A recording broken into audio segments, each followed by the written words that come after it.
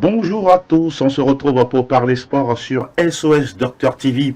À l'heure de Club Sport Santé, nous avons deux thématiques sur la table des journalistes et consultants. Nous parlons d'abord de la DL Onato avec la 12e journée, l'avant-dernière bien sûr de la phase aller, avec des matchs ou des affiches alléchantes, notamment Asco, Semassi ou encore Bolwesso qui se déplace sur la pelouse de l'ASCK et bien d'autres matchs également au menu de cette 12e journée. On fait les analyses, le décryptage dans la première partie. La seconde parle de la Coupe d'Afrique des Nations. On fait encore un comeback pour parler un peu de l'équipe type de la compétition dévoilée par la Confédération africaine de football avec une surprise ou pas, la présence ou l'absence plutôt de Crépin Diatta dans le 11 de la CAF. On se demande est-ce que c'est logique ou anormal. On parle également du retour des champions d'Afrique à Dakar au Sénégal, célébré par tout un peuple et surtout récompensé par le président de la République. Voilà pour nos thèmes du jour. Merci encore une fois de rester les nôtres. Tout de suite, on revient pour l'actu nationale après le jingle.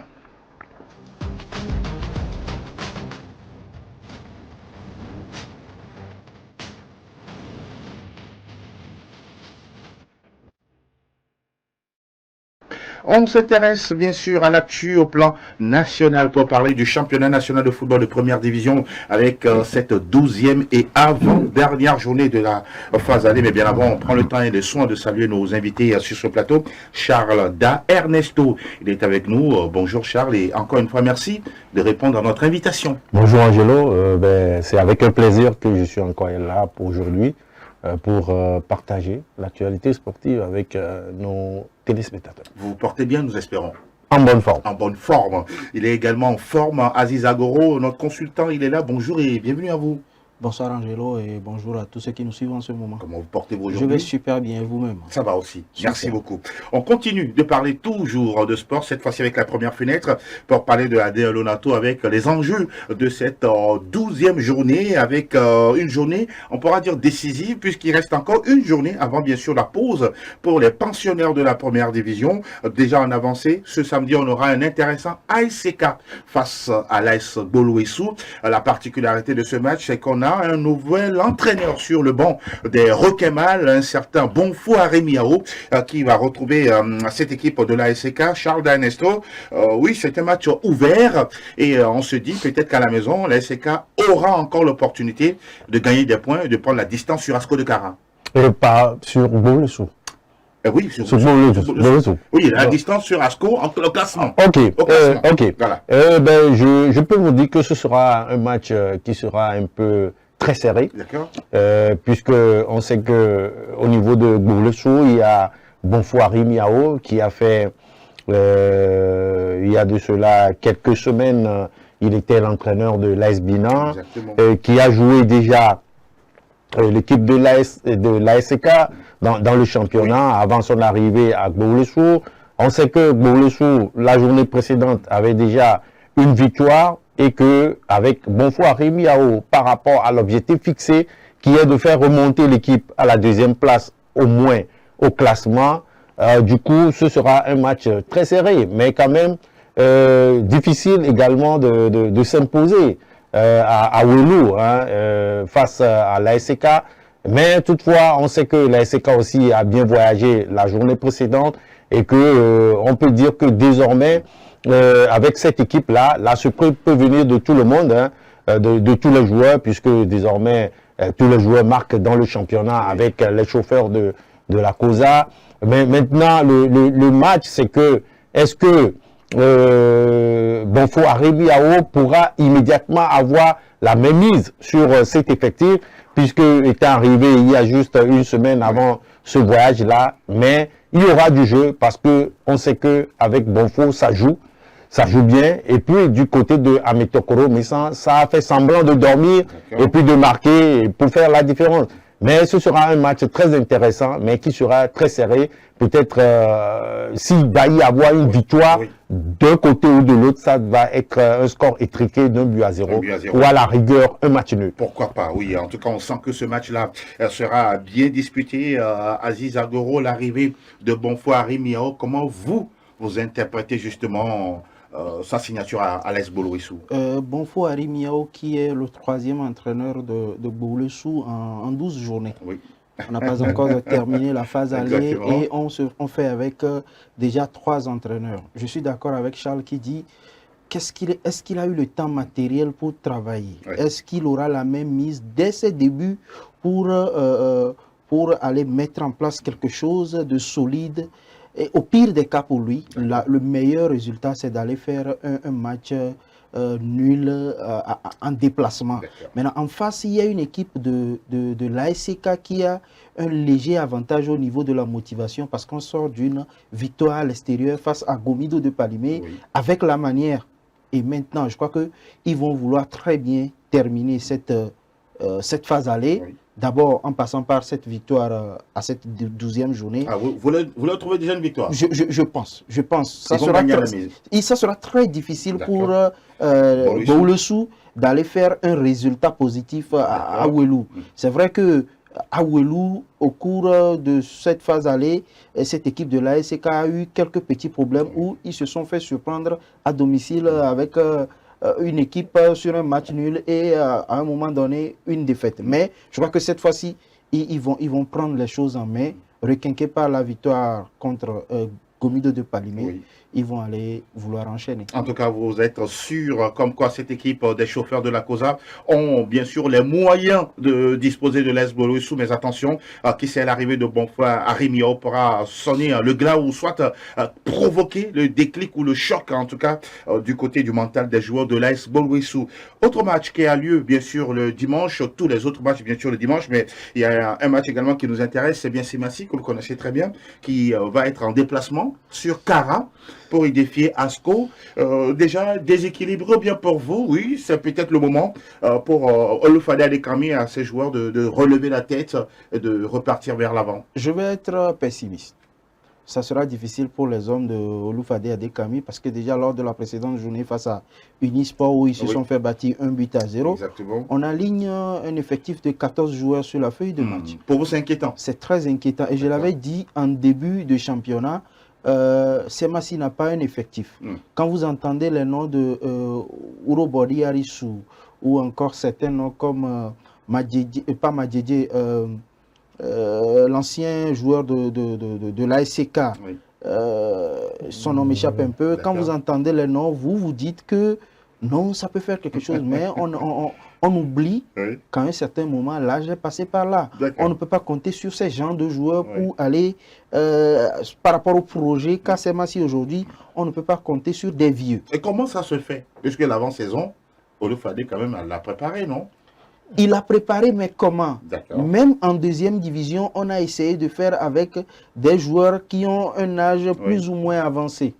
Je crois que ce n'était pas la meilleure solution. Il fallait peut-être commencer par des jeunes, les mettre dans le bain de la deuxième division, mettre les moyens à leur disposition, les booster pour qu'ils puissent revenir en première division. Et là, ils auraient déjà eu la petite expérience de la deuxième division. Parce qu'on dit souvent que sur la terre de nos aïeux, la deuxième division est plus difficile que la première. Maintenant, là, on est confronté à un problème d'effectif. Et la dernière fois, comme il le dit, ils vont essayer de gérer les 2 prochains matchs pour pouvoir aller faire des recrutements lors de la trêve. Maintenant, est-ce qu'il aura l'aval des dirigeants pour pouvoir faire des recrutements? Et s'il faut faire des recrutements, on parle de moyens.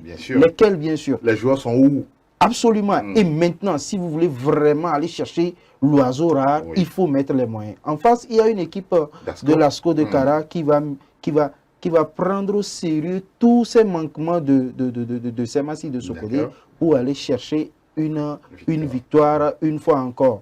C'est vrai, ils sont un peu en ballottage avec cette équipe de l'ASK. Du coup, ils ont 2 points de retard. 2 points de retard. C'est vrai, mais c'est beaucoup. En championnat, c'est beaucoup. Pour gagner un championnat, pour gagner un championnat, même un point, ou parfois même le goal d'average vous permet de passer. Donc, je crois que pour le moment, ASCO n'a pas droit à l'erreur. Il faut aller mettre tous les moyens parce que là, la mayonnaise est vraiment en train de prendre avec cette jeune équipe Des condamnables. Et on rappelle que ce match-là également est à suivre dimanche du côté du stade municipal, bien sûr, de Cara. Autre match qui est également intéressant à suivre sur le lot du dimanche, mon cher Charles, c'est Dito qui accueille Gomido. Ça vous fait sourire, en tout cas. Deux clubs à problème. Ah, d'accord. Oh oui, déjà Dito qui gagne en dents de scie. On a vu Dito a gagné la journée, la 10e journée. Oui. La 11e journée, c'est une défaite face à l'AC Barracuda. Gomido, c'est pareil. Gomido qui a gagné à Néron, par après, qui s'incline à domicile. Bon, maintenant, face à Dito, on se dit que quand vous voyez un peu le parcours des Showboys durant ce championnat, c'est une équipe qui arrive à bien s'exprimer à l'extérieur. Donc, on se dit peut-être encore une nouvelle chance pour Gomido de s'imposer à l'extérieur. Maintenant, on sait qu'avec les militaires, c'est plutôt un football physique. Et est-ce que l'équipe avec la jeunesse de Gomido pourra tenir physiquement face aux militaires ou bien au robot rouge, c'est la grande interrogation. Mais souvent, comme ils s'imposent à l'extérieur, on pourra encore leur accorder le bénéfice du doute, non, à Gomido? Oui, on pourrait leur accorder le bénéfice du doute, seulement que dans cette situation, c'est que l'équipe fait face à une autre équipe qui est très athlétique, qui est très physique. C'est là le défi. Oui, c'est là le défi, parce que là, vous pouvez bien jouer et quand les joueurs ils sont en bonne forme physique, ils vous tirent pendant 70, 75, 80 minutes. Dans 10 minutes, vous pouvez craquer pour encaisser 2-3 buts. Et là, c'est ce que moi je crains, surtout face à la jeunesse de cette équipe de Gomido là. Ben attention, ce sera un match équilibré. Oui. On peut dire que sur cette rencontre, Dito plutôt pas favori. Vous voulez vous mouiller sur ce match-là, Dito Gomido, des éléments? Oui, en fait, un match entre deux entraîneurs à des mentalités vraiment différentes. Au niveau de Kpatumbi, il faut aller à 100 à l'heure, comme l'a dit Charles, il faut aller cogner, il faut aller physiquement. Par contre, on a un Abalo de Sec qui est sérieux, très tactiquement. Et là, ça peut lui sourire cette fois-ci encore. Avec Dito, on va tellement vite, alors que le football, c'est des détails. Sur quelques erreurs tactiques, vous prenez un but et vous n'arriverez plus à égaliser jusqu'au coup de sifflet final. Maintenant, Gomido sait très bien voyager. Dito qui a soif d'aligner une autre victoire encore parce qu'ils ont fait un faux pas. D'abord, en gagnant la journée à la 10e journée. Non, à la 9e journée. À la 8e journée, ils ont gagné. À la 9e journée, ils ont été battus 1-0. Voilà. Ils avaient eu la chance plutôt d'enchaîner, mais ils n'ont pas pu la saisir. Toujours. La dernière fois également, c'était pareil. Scénario, Maintenant, moi, je crois que l'entraîneur qui sera inspiré tactiquement à un moment donné du jeu va partir avec les 3 points. Mais on aura peu de buts dans ce match. N'est-ce pas? Très, très serré comme d'habitude. Le match de championnat, que dire d'Unisport qui croise l'AC Barracuda, parce que là aussi, on a 2 techniciens et puis 2 équipes, en tout cas, qui aiment jouer et qui aiment marquer des buts. Absolument. Il y aura vraiment de l'électricité dans l'air. J'ai une fois dit sur ce plateau, Unisport est un club qui a un ADN pas possible. D'accord. Quel que soit l'effectif qu'ils ont, on arrive à inculquer cette façon de jouer, cette rage de gain, cette volonté, cette détermination aux joueurs. On se rappelle que dans ce championnat, Unisport a laissé passer 3 points contre l'ASK. On n'avait pas faire le déplacement. Bien sûr. Mais lors de la 2e journée. Lors de la 2e journée. Mais aujourd'hui, cette équipe d'Unisport se retrouve parmi les 5 premiers. Absolument. Vous voyez? Mais en face, il y a un Adénion quotidien qui sait très bien jouer le coup, sait très bien voyager, qui sait très bien jouer et tactiquement, qui sait très bien fermer la boutique. Quand il arrive à marquer un seul but, je crois que vous allez courir derrière ce but et c'est jusqu'au coup de sifflet final. En face de cette équipe de l'AC Barracuda, on a Unisport qui a des joueurs individuellement qui sont très bons. Ouattara Moutalabou qu'on est en train de revoir, qui est en train de revenir petit à petit. Le jeune latéral gauche, Akbofad, également qui est en train de retrouver toute sa forme. Et je crois que ça sera très serré. Très serré. J'ai peur pour ce match, pour qu'il puisse finir en match. De toutes les façons, on a deux équipes qui savent bien circuler le ballon. Est-ce le cas avec Espoir et l'AS Bina? Parce que là aussi, on pourra dire, c'est vrai que ce sont des retrouvailles entre Théophile Bola et puis le club d'Espoir Désio. Ben Adjapa, il a des soucis, hein, mon cher Charles. Ben, tout comme l'AS Bina aussi. L'AS Bina est dernier au classement. Malgré l'arrivée de Théophile Bola, on a toujours du mal à sortir de la zone rouge. Par contre, Espoir Désio a dégringolé pour se retrouver à l'avant-dernier, non, comme premier non relégable de ce championnat. Mais attention, les problèmes sont un peu partout. Malheureusement, c'est Massi joue avec 14 joueurs. Espoir Désio, l'entraîneur traîne avec 10 joueurs à l'entraînement. Les problèmes sont un peu partout. Je pense que ce sera un match où, en tout cas, ce sera une occasion pour Théophile Bola et AS Bina peut-être d'engranger ces 3 premiers points à l'extérieur dans ce championnat face à une équipe en difficulté, mais également Espoir de Zion peut préserver sa cage les violets avec un match nul, puisque on sait que Tambo FC lors de la journée précédente ou bien lors de la 10e journée, 9e journée, Tambo FC était en déplacement à Zion, ils ont fait un match nul, un but partout. Donc ça veut dire que ce sera un match équilibré au vu des difficultés que traversent les deux clubs. En tout cas, on attend de voir bien sûr cette affiche, ce que ça va donner entre Espoir FC du Zion et l'AS Bina. On rappelle également qu'on a d'autres matchs, notamment AS Tambo, Étoile Filante, des retrouvailles entre Agouzi Silva et puis Tony Agbessi, l'Étoile qui ne gagne plus depuis quelques journées, des points lâchés en cours de route. Et puis, ce derby de la capitale entre l'AS OTR et Entente de Lomé, deux équipes également. Qui, voilà, la dynamique est vraiment sinueuse, voilà, on peut dire ça comme ça. Oui, au niveau de ces deux équipes-là, on essaie d'alterner le bon et le moins bon par moment. Au niveau de l'entente de Mongueï qui n'arrive toujours pas à trouver la bonne formule. Il a des problèmes avec les supporters. On n'arrive pas à dégager. Sinon, j'ai l'impression qu'il n'a pas la main libre pour faire ce qu'il veut. Et dans ce genre de... C'est ce que vous percevez? Oui, il devait s'attendre à cela. Parce que pour certains clubs comme l'Entente de Lomé, à Gaza Omnisport de Lomé, on ne fait pas ce qu'on veut. Asfoza, certains clubs emblématiques du Togo, on ne fait pas ce qu'on veut. Mais Aziz, c'est sûr qu'il avait des garanties en signant. Normalement. Mais à un moment donné, les garanties n'ont plus leur... On les jette à la poubelle. C'est pas qu'on les jette à la poubelle, mais les supporters pèsent plus que les garanties. Oh là là. Parce que c'est sérieux. Ce genre de club-là, c'est très difficile. C'est un peu comme on vous met ces massis dans la main tout à l'heure. C'est un peu difficile. C'est un peu difficile. Mais il va falloir essayer d'aller négocier les 2 prochains matchs de cette phase aller, se ressaisir, essayer de voir tout ce qui n'a pas marché et repartir avec un 11 type dès la phase retour. En face, il y a une équipe de l'AS OTR qui, pour le moment, on peut juger qui n'a pas du tout bien commencé ce championnat. Toute cette phase aller a été catastrophique pour les percepteurs. Ils vont mieux apprendre. Ils vont mieux apprendre. J'ai eu l'impression comme s'ils ont eu la grosse tête parce que c'est une jeune équipe qui a joué, qui a dérangé beaucoup d'équipes la saison dernière. Donc, ils ont pris la grosse tête. Ils se disent que c'est facile, ils l'ont déjà fait, alors que c'est un championnat. Donc, du coup, dans ce match, je vois peut-être un match nul. Un match nul. Messieurs, on va aller regarder le graphique qui nous propose les différentes affiches de la 12e journée de la D1 Lonato, avec ce match déjà en avancée samedi entre l'ASC et l'AS Bolouissou. Les autres matchs ont lieu dimanche.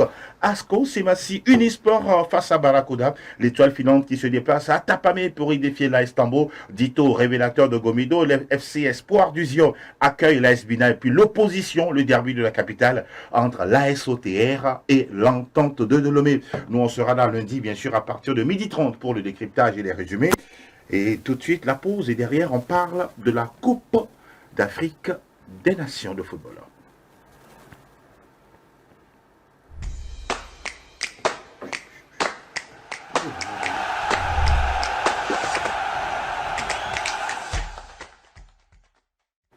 On parle bien sûr de la CAN avec le retour triomphal des champions d'Afrique sénégalais du côté de Dakar. Pour revenir justement sur cette finale, Aziz, on va avoir juste votre mot là-dessus sur cette finale. C'est vrai qu'on n'a pas eu le temps de parler de la CAN avec vous, mais bon, cette finale a remportée par le Sénégal face au Maroc. Bon, à l'arrivée, surprise ou pas surprise? Pas de surprise. D'accord. Mais c'est vrai qu'on est passé dans ce match-là par beaucoup d'émotions.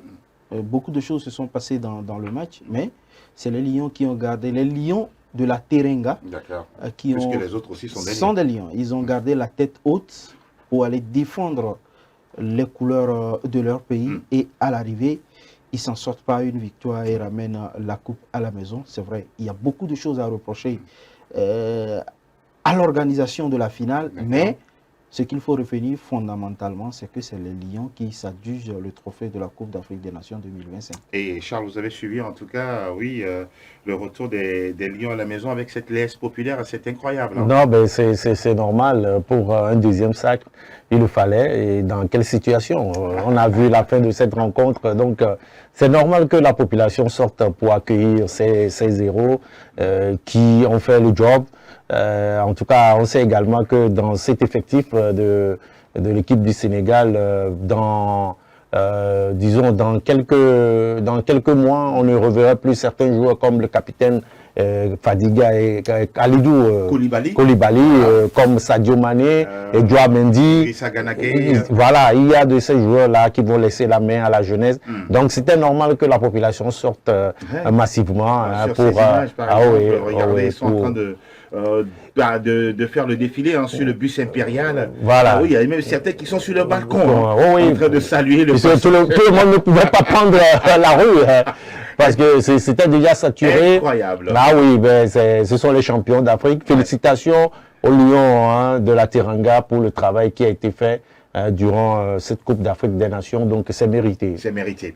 Messieurs, on va continuer de parler de cette CAN avec, bien sûr, les réactions. D'abord, la réaction de Mamadou Sarr, l'un des jeunes défenseurs qui a pris en tout cas la place de Khalidou Koulibaly dans cette compétition. Il est très très jeune, il n'a que 20 ans, mais sacré champion d'Afrique. On dit souvent, oui, un talent bien né n'attend pas le nombre des années. Et voilà, on va écouter Mamadou Sarr, justement, qui était perché sur le bus impérial. Et justement, il donnait sa déclaration, son enthousiasme, sa joie après le sacre du Sénégal. Très très content, c'est magnifique de voir le peuple comme ça. Et on va aller en chercher plusieurs, Inch'Allah. Ok, alors aujourd'hui, pour une première participation, vous avez réussi à décrocher le Graal.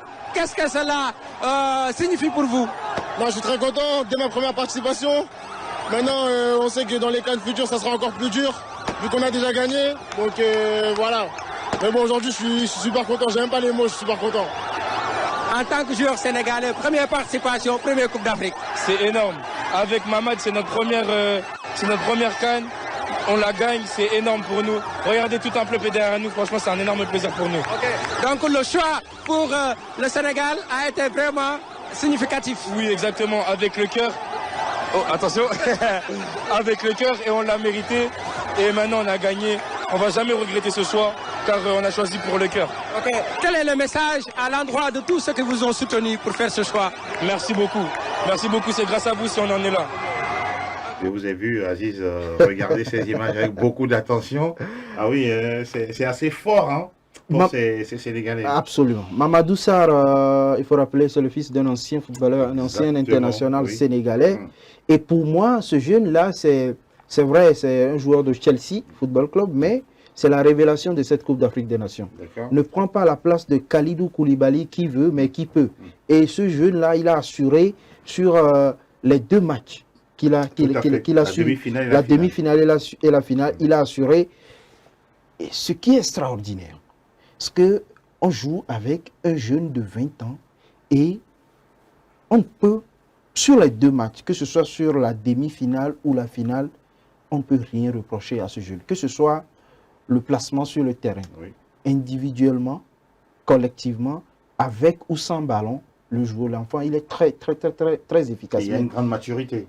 Il a appris à côté de ces gens, à côté des grands, s'entraîner chaque fois avec Kalidou Koulibaly, Niakate et consorts, et tout ça là. Il faut vraiment Si vous n'arrivez pas à apprendre, c'est que vous ne voulez pas apprendre. Mais le petit là, il a su vraiment apprendre de ces grands-là et il a démontré qu'il a très bien assimilé la leçon. Et ce qui est très bien, en le faisant rentrer, on n'a pas hésité, on n'a pas eu peur. Du côté de Pape Thiaw, il sait que l'enfant pouvait faire, le jeune pouvait faire l'affaire. Il a jeté dans la bataille, il a répondu présent et aujourd'hui, il est sacré pour la première fois champion d'Afrique. C'est très bien pour sa carrière. Ah oui, un lion reste un lion. Et on a également écouté tout à l'heure Brahim Baye, parce que lui aussi, c'est un très jeune joueur, 17 ans, évoluant bien sûr avec le Paris Saint-Germain. Il a dit, il a fait son choix du cœur pour arriver au Sénégal, parce que là aussi, la Coupe d'Afrique des Nations, c'est une question de, entre guillemets, binationaux.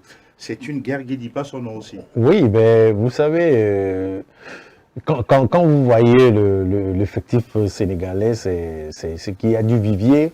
Et quand vous êtes un binational et qu'on vous approche, il faut se poser la question que pourquoi avec tant de locaux qui s'expatrient chaque année vers l'Europe, on fait appel à moi. Donc ça veut dire que quand on fait appel à vous, c'est qu'on a vu des talents en vous et qu'en retour, vous devez démontrer. Moi, ce qui m'a plu pour cette équipe sénégalaise, c'est surtout cette transition entre cette jeunesse des U17, U20 et avec les seniors, c'est-à-dire les Mané, les Gana Gueye et autres. C'est-à-dire la transition s'est passée de façon très douce et avec une consécration. Je me dis que... Vous appréciez? Non, mais je me dis qu'il n'y a rien d'extraordinaire plus que ça. Et maintenant, je pense que cette jeunesse-là a la pression, parce que dans 2 ans, ils savent que c'est eux qui seront la relève et que tous les yeux sont tournés vers eux. Et même la prochaine CAN, c'est dans 1 an. Oui, c'est dans 1 an. Oui, de 2027. 2027. Oui, c'est dans 1 an. Oui, c'est dans 1 an. Donc, ils savent que tous les yeux seront tournés vers eux et que ils sont désormais, comment dit-on là, l'avenir du football sénégalais. Et ils doivent rester dans le pas de leurs aînés, faire comme eux et puis réussir comme eux. Ah oui, la pression, elle est tellement grande. Vous partagez l'avis de Charles là-dessus? Absolument, absolument. La coupe, comme vous faites si bien de le souligner, la prochaine Coupe d'Afrique des Nations, c'est dans 1 an. Il va falloir maintenir un certain cap pour aller défendre cette couronne. Ouh là là. Et ces jeunes-là ne seront pas seuls. Ils seront avec un certain Pape Thiaw qu'il faut également vraiment féliciter. Un entraîneur local qui arrive à décrocher, à être sacré champion d'Afrique avec... l'équipe nationale locale, le CHAN. Exact. Il vient enchaîner avec l'équipe A. En remplacement de qui? En remplacement de certains Aliou Cissé. Donc, qui a fait 6 ans avant de remporter cette CAN. À peine 1 an et demi qu'il est là. Vous voyez donc ce qui veut dire qu'ils auront du pain sur la planche dans 1 an. Il va falloir aller défendre ce titre-là et j'ai bien aimé le mot qu'a utilisé Charles. Le Sénégal a un vivier de joueurs pas possible. Vous voyez les qualités techniques de Mbaye, mais il se retrouve sur le banc. Les qualités techniques de Pape Matar qui se retrouve sur le banc. Ismaïla Sarr qui se retrouve sur le banc. Lamine Camara qui se retrouve sur le banc. Donc ce qui veut dire qu'il y a il faut vraiment mériter sa place dans ce 11 de départ. Donc du coup, aujourd'hui, ils sont champions d'Afrique. Il va falloir aller tout de suite savourer cette victoire et commencer par préparer la prochaine édition. Ça, c'est très important, être dans l'anticipation pour retrouver les lions. En tout cas, ces jeunes lions qui deviendront bien sûr des mâles assez féroces dans 1 an du côté du Kenya, de la Tanzanie et de l'Ouganda. Ce sont ces 3 pays-là qui auront la charge d'organiser la prochaine Coupe d'Afrique des Nations. On reste toujours à Dakar pour la célébration toujours de ces héros-là, récompensés gracieusement par le président de la République, son Excellence Diomaye Faye, qui a décidé bien sûr de gratifier ces héros sénégalais. Nous suivons l'élément et derrière nous reviendrons bien sûr en plateau. Pour informer le peuple sénégalais qu'en leur nom et à mon nom, j'ai offert à chaque lion ici présent 75 millions.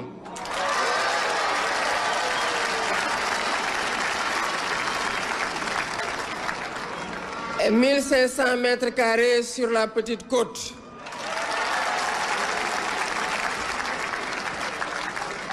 Aux membres de la fédération, 1000 mètres carrés et 50 millions. Aux autres membres de la délégation, 500 mètres carrés et 20 millions, toujours sur la petite côte. Au ministère des Sports, 305 millions pour des primes pour l'ensemble des agents du ministère et des terrains aux membres de la délégation ministérielle qui a accompagné l'équipe au Maroc. Ah oui. Elles sont assez, en tout cas, grandioses. En tout cas, c'est récompense à l'endroit à la fois des Lions, du patron du staff technique, ses collaborateurs, et puis bien sûr, et toute la délégation. Charles, on dit souvent le vrai mérite son salaire. Hein. Effectivement, ce sont des récompenses très très intéressantes. On vous offre un terrain et à côté, on vous offre même l'argent de la construction. Comme on le dit si bien, la petite côte, je pense que c'est une nouvelle ville qui est en train d'être créée et que les Lions auront la chance d'animer. Et de vivre ensemble. Ouais, ce qui est bien, je pense que ce sont des biens pour les générations futures. Déjà, le président Diomaye Faye a tendu la main à tout le monde, jusqu'aux agents du ministère des Sports. Je pense que personne n'a été lésé, oublié dans ce geste du président de la République. Je pense que c'est bien, c'est mérité pour ces jeunes joueurs qui sont pour leur première CAN. Vous venez et puis vous partez avec un terrain et de quoi construire. Je pense que c'est du bien pour la famille également. Et puis, en tout cas, moi, je suis très content pour eux. Ah oui, vivement quelque chose du genre également pour le Togo dans les prochaines années. Pourquoi pas, mais c'est du travail. C'est du travail. Si vous permettez, je crois, vous savez, 75 millions, certes, c'est de l'argent. Mais pour ces joueurs-là, je crois que c'est symbolique. C'est symbolique. C'est symbolique. Par rapport à ce qu'ils gagnent encore. Par rapport à ce qu'ils gagnent, par rapport aux revenus, c'est symbolique. On ne voit pas le montant, mais c'est le geste en fait. Tout à fait, c'est symbolique. Mais derrière, ce qui est bien, c'est qu'on a pensé à tout le monde sur toute la chaîne. Tout à fait. Jusqu'aux agents du ministère des Sports. Donc c'est un geste à la fois sportif et politique en fait. Oui, bien sûr. C'est un message. Tout à fait. On a tendu la main à tout le monde pour qu'on puisse fédérer et bâtir cette nation.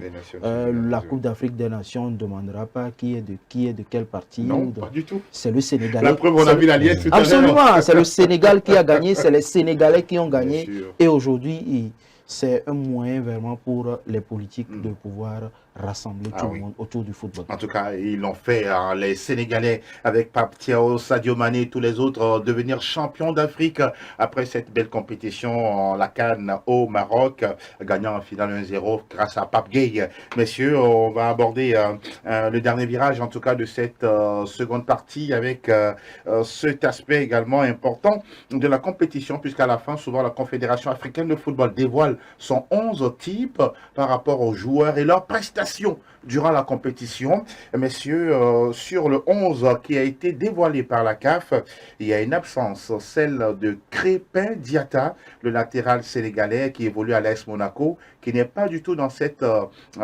11 dévoilé par la CAF. On regarde justement les graphiques pour voir les joueurs qui y sont, notamment on voit bien sûr Yassine Bounou le Marocain, on voit Calvin Bassé le Nigérian, Niakate le Sénégalais, et puis juste devant on a Mazraoui, Idrissa Ganagay et puis Ashraf Hakimi. Juste devant on a Pape Gueye et Ademola Lookman, et puis le trio de devant, Sadio Mané, Victor Osimhen et puis Brahim Diaz. C'est ça le 11, le meilleur 11 de la CAN. Réaction, Aziz Agoro? 4 Sénégalais, 4 Marocains et 3 Nigérians. Il y a beaucoup de joueurs qui ont mérité leur place, mais pour moi, à mon avis, c'est un avis personnel, hein, il y a 2 critères pour figurer dans ce 11 de départ. D'abord, la performance individuelle du joueur et le niveau qu'a atteint votre nation dans la compétition. Maintenant, quand vous parlez de Crépin Diatta, c'est parler du poste de latéral droit. Et quand vous parlez du poste de latéral droit, vous parlez directement d'Ashraf Hakimi. Crépin Diatta, c'est un très bon joueur, mais à la base, ce n'est pas un latéral droit de métier. C'est un ailier droit. il a dépanné une fois en sélection sur le côté droit de la défense. Ça a marché et depuis un moment, on l'a gardé à ce poste parce qu'il n'y a véritablement pas de joueur latéral droit pour le Sénégal. Il y en a, mais de la trappe de Crépin Diatta, pour le moment, il n'y en a pas. Crépin Diatta est un bon joueur avec beaucoup de qualités, que ce soit technique, athlétique ou physique, il est bon. Achraf Hakimi est encore très bon. Mais les deux, dans cette compétition, la Coupe d'Afrique des Nations qu'on vient de suivre, ils n'ont pas été extraordinaires. Ils n'ont pas impacté le jeu de leur sélection. J'aurais peut-être pensé au latéral droit du Nigeria. Je ne sais pas si vous me comprenez. Ce sont des joueurs qui sont très bons. Achraf Hakimi, Crépin Diatta, ils sont très bons. Mais pour moi, que ce soit Crépin Diatta ou encore Achraf Hakimi, je crois que cette place-là reste discutable. Le poste de latéral droit, je le donnerai au latéral droit du Nigeria parce que les deux joueurs que je viens de citer sont des joueurs extraordinaires. Mais quand vous prenez Hakimi, par exemple, il n'a pas démarré la compétition. Même les matchs qu'il a joué, il a joué avec un frein à main parce qu'il traînait une blessure. Et il risque de... Il jouait avec un frein à main parce qu'il ne veut pas compromettre la saison avec le Paris Saint-Germain. Crépin Diatta, pareil, il joue, mais bon, ce n'est pas des joueurs, c'est pas un peu comme Calvin Bassey pour le Nigeria. Vous voyez, donc aujourd'hui, certes, ce sont de très bons joueurs, de très grands joueurs, mais cette place-là, moi, je l'attribuerai plus au latéral droit du Nigeria. Ça, c'est votre avis. Oui, on le respecte. Charles Darnesto sur le 11 dévoilé par la Confédération africaine de football. Mais vous savez, en termes d'équipe type, ça se joue parfois sur de petits détails pour le choix de l'homme qui doit être à ce poste-là. Crépin Diatta, c'est vrai, sur la compétition, on l'a vu jouer 6 matchs, je pense qu'il n'a pas disputé la finale. Oui. Et donc, moi je me dis, son absence même en finale a aussi un peu pesé dans la balance pour le choix de Hakimi. Mais au même moment, quoi qu'on dise, Hakimi, ce n'est pas le vrai Hakimi qu'on connaît. Et il y a quelques mois de cela. Oui, il est arrivé blessé. Il est arrivé blessé, mais quand même, il figure parmi le 11 types de la compétition. Justement, on se pose la question. Est-ce que son jeu a été impactant? Non, est-ce qu'il a délivré des passes décisives? Non, a-t-il marqué dans le jeu? Non, tout comme Crépin Diatta aussi, qui n'a pas délivré de passes décisives. Crépin Diatta qui a délivré une passe décisive. Oui, il a délivré une passe décisive, et contrairement à Hakimi qui n'a pas délivré de passe décisive. Mais vous savez, c'est le choix. Quand vous allez en parler, on va vous sortir des critères dans lesquels vous n'allez même pas vous retrouver. Donc, moi, j'estime juste que peut-être c'est son absence en finale qui a plus pesé dans la balance en faveur de Achraf Hakimi. Si vous permettez, un dernier élément. Pour Crépin Diatta, si vous vous rappelez, lors du dernier match, la finale Nigeria-Côte d'Ivoire, Coupe d'Afrique des Nations 2023 en Côte d'Ivoire, Crépin Diatta est coupé d'une sanction pour avoir prononcé des paroles envers la CAF. Effectivement, on se rappelle bien. On se rappelle très bien. Alors, vous pensez que c'est quoi? Peut-être un règlement de compte. Un règlement de compte qui continue. Absolument. Bon, ok. Et comme je l'ai dit souvent, la CAF, ce sont des hommes qui gèrent. Oui. Et donc, les hommes ont des émotions, des ressentis et tout. Donc, mais fondamentalement, les deux joueurs, Crépin Diatta et Achraf Hakimi, n'ont pas impacté le jeu de leur sélection. De la sélection. En tout cas, on rappelle que cette CAN est pratiquement terminée. Il y a une semaine, en tout cas.